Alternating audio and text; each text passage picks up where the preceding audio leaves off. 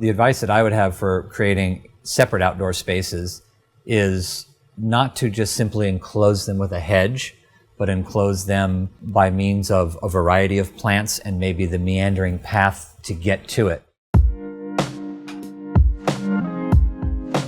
Once you go from a larger area and you meander through a smaller path, mentally you know you're going to another space, and that changes it. Even though you may see that space, you still feel separate from it.